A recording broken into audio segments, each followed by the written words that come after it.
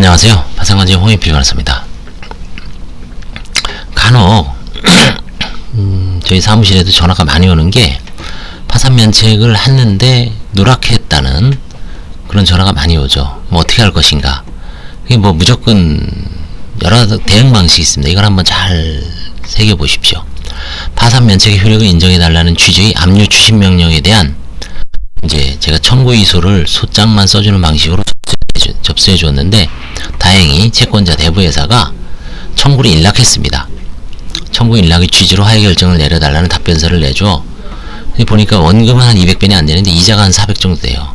아주 뭐 힘들게 일하시는 분이니까 이것도 많지가 않죠. 그래서 다행히 채권자 회사도 내용 증명 보냈더니 자기들은 그 내용 증명만으로 하면 안 되는 것 같아요. 내부 결제가. 그러니까 소송을 내라 그러더라고요. 그래서 무슨 소송을 냈지 했는데 소송을 냈더니 진짜 그 인락의 답변서를 내서 깜짝 놀랐는데 요즘 이 대부 회사도 채권자 회사도 나름대로 뭐 합리적으로 일 처리를 하고 있는 것 같습니다. 물론 끝까지 갔을 때는 뭐 제가 보기엔 이길 수도 있고 질 수도 있었지만 자기네들 입장에서도 이거 이런 한 개인하고 끝까지 다퉈서 뭐 큰 돈도 아닌데, 그죠? 더군다나 이긴다 해도 그분이 뭐 소득이 거의 150 미만이니까 집행 가능성도 없습니다. 사실 재산 아무것도 없거든요. 면책을 받아도. 이분이 이제 작년에 파산 면책을 받았는데 10년 전 양수금 지급 명령을 이해하지 않고 확정된 채권을 누락하여 예금 압류를 풀지 못하여 제기했습니다. 이게 뒤늦게 이제 이 회사가 뭐 새마을금과 이런데 돈도 없습니다. 한 80만 원 있는데 압류한 거예요. 그래서 이걸 어떻게 할 것인가. 보니까 10년 전에 지급 명령에 이의를 안 했습니다. 송달 받았다는 거잖아요. 안 걸로 보는 거죠. 지급 명령 송달받아 확정됐으면 이를 알고 있었다고 보므로 폐색이 짙었다고 봤는데, 왜냐면 이제 알면서 누락한 거거든요. 566조에 비면책 채권 중에 채무자가 고의로 고의가 이제 알면서라는 겁니다. 악의로, 거기서 악이죠. 악의로 돼 있죠. 악의로가 무슨 뭐 나쁜 뜻으로 그런 게 아니라 알면서 고의로 누락한 채권이라는 거예요. 그러니까 근데 이제 웃긴 게 일반인들이 지급명령 송달 받았다 그래서 정신없는 와중에 채권 출시 막 오고 여러 우편물이 있는데 이거 알았다고 볼 수 있을까요? 그렇죠? 그러니까 좀 뭐 실제 판단을 해보면 다른 결론이 날 수도 있습니다. 공방을 벌이다 보면. 아무튼 이 사건은 잘 끝냈는데 이제 그럼 일반론으로 들어가서 파산면책 누락시 대책. 자, 그럼 다시 파산면책 신청을 할 수 있는가? 이게 제도의 파산으로 파산면책 신청이 남용으로 각하될 가능성이 높습니다. 그러니까 그 빠진 것만 갖고 뭐 면책하지. 파산면책 제도가 그렇다 보면 너무 남발되거나 뭐 어떤 우회의 수단으로, 그쵸?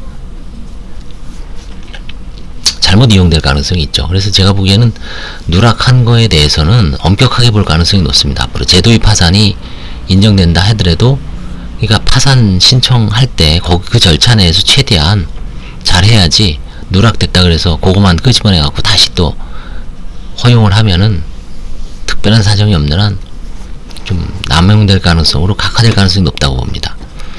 채무자회생법 566조의 고의에 의한 누락이 아니라는 점을 입증해서 민사소송의 3가지 방법으로 다투어야 됩니다. 자, 면책 효력의 확인 요소. 상대방이 채권을 추심할 때는 그냥 면책 효력 확인 요소를 제기할 수 있습니다.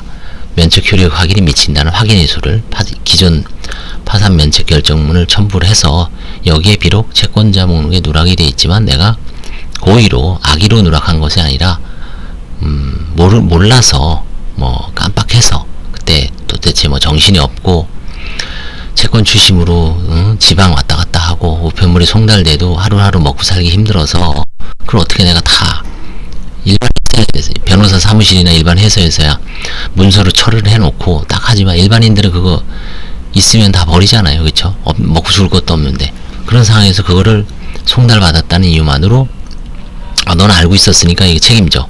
너무 가혹하죠. 일반인들이 잣대 기준으로 판단을 해야 되는데 사회 평균의 관점에서 보면 너무 불합리하죠.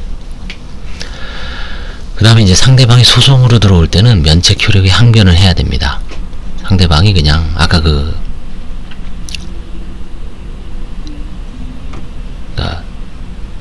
상대방이 지급명령이 아니라 이제 누락한 회사가 채권 추심, 돈 내시오라고 할 때는 효력 확인 이수를 하고, 그 다음에 거기에 뛰어넘어서 돈 달라고 법원에 소송을 냈을 때는 그 소송에 응소해서 거기서 답변서로 답변을 해서 준비서면 형태로 기존의 면책 결정이 효력이 미친다. 같은 얘기지만 소송 절차가 틀리죠. 이건 면책 효력 확인 이수, 이거는 항변입니다. 그 다음에 이제 제가 앞 서두에서 얘기했던 강제 집행, 지급명령, 확정된 지급명령은 집행력이 있죠. 그럴 때는 강제 집행 들어올 때는 지금 압류를 했잖아요. 예금에 대해서 맑은 거 80만원 못 가져가지만 그때는 강제 집행에 대한 청구 이의소를 제기해야 됩니다. 그 다음에 마지막 각설로서 특이한 소수설이 있는데 집행에 대한 이의 사유로 다툴 수 있다는 소수설도 있습니다. 이거는 뭐냐면 이거 보이시나요? 청춘 파산. 맨 마지막 서부지방법원 결정 있죠? 이게 소설 말일에 그쵸? 채권자 최정현, 채무자 백인주, 제3채무자 박정영. 이유 채무자예산법 423조에 채무자에 대해 파산 성호지 원인으로 생긴 재산상의 정을 파산 채권으로 한다. 566조에 면책을 받은 채무자는 파산을 제외한 배당을 제외하고는 파산 채권자에 대한 채무의 전부에 관하여 책임 면제된다. 다만 각호의 청구권에 대한 책임 면제되지 않는다 규정하고 있으므로 파산 채권은 그것이 면책 신청의 채권자 목록에 기재되지 않았다고 하더라도 법률 제560조 단서의 각호에 해당하지 않는 한 면책의 효력 책임 면제된다. 기록에 의하면 채권자가 2009년 2월 12일 인천지방법원 면책결정만 그 결정이 확정된 이후 파산채권을 집행채권을 하여 압류 취신명령을 신청하였으므로 민사집행법 50조 제1항 49조 제1호에 주문과 같이 결정한다. 이걸 사법보좌관이 취소했습니다. 그렇죠? 그래서 이거는 이게 사법보좌관이 과연 이렇게 이건 정식 소송이 아니잖아요. 집행에 대한 어떤 이의로서 다툴 수 있다는, 이게 소설 속에 나오는 게 아니라 실제 소설도 있습니다. 여러가지 어떤 문헌을 제가 토대로 보니까 다만 소설입니다. 그냥 정식으로 강제집행 청구이의소를 해서, 이게 맞죠. 원래는 청구이의소를 제기를 해서 원피고가 대면적 법정에서 증거에 의해서 주장과 공방을 벌여서 엄격한 증거에 의해서 사실관계를 확정한 다음에 법관이 딱 판정을 하는 거죠. 아, 누구 잘못인가, 진짜 뭐 고의로 알았는지 몰랐는지, 과실이 있었는지 없었는지, 그 당시에 채무자의 상황을 진짜 모를 정도로 피폐되어 있는지, 아니면 떵떵거리고 살면서 채무를 면탈하기 위한 어떤 그런 좀 안 좋은 상황이 있었는지. 근데 대부분의 채무자는 이쪽이죠. 좀 어려운 상황이죠. 그렇기 때문에 구제를 해주는 거죠, 그동안. 하여튼 이런 세 가지 방법으로, 요 소설도 있습니다. 네 가지. 요거는 한번 뭐 세미나 자료 같은데 이제 보였는데, 이 소설 속에도 있습니다, 이게. 그래서 참고하고, 원칙적으로 요 세 가지 방법입니다. 면책 효력 확인해서, 이것도 이제 일종의 소송이죠. 응소하는 것도 소송입니다. 응소해서 다투는 거고요. 이거는 청구이의소. 요 세 가지 방법이 있다는 걸 염두에 두시고 잘 유념해 주시기 바랍니다. 감사합니다.